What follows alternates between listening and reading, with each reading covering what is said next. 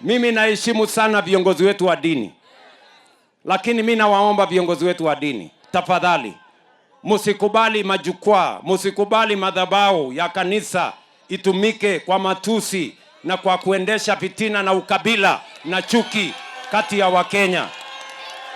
You know, sisi tunaelewana jameni? Wale watu wanatutukana kwa makanisa, sisi tunawaambia hapa, tukiwa hapa hadharani, tunawaambia punguzeni mambo yenu. Sisi tafuteni sera tushindane, tafuteni mpango tushindane, tafuteni mambo ya agenda tushindane. Lakini kama mnataka tushindane kwa hiyo mnataka, sisi tuko tayari. Ama namna gani? Nyinyi mkipima huyo mtu wa kitambi kubwa huyo anawezana na sisi kweli?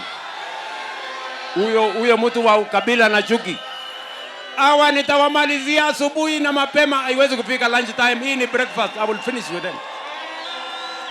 Siaya hoye! Siaya hoye! Tuendelee ama tuendelee? Tuendelee ama tuendelee? Lakini nyinyi pia, nyinyi mnanichochea sana nyinyi. Nyinyi mnanichochea sana. Ati niendelee? Ati niendelee? Hawa watu niwasafishe, niwasafirishe, niwanyoroshe, waende wakiendanga?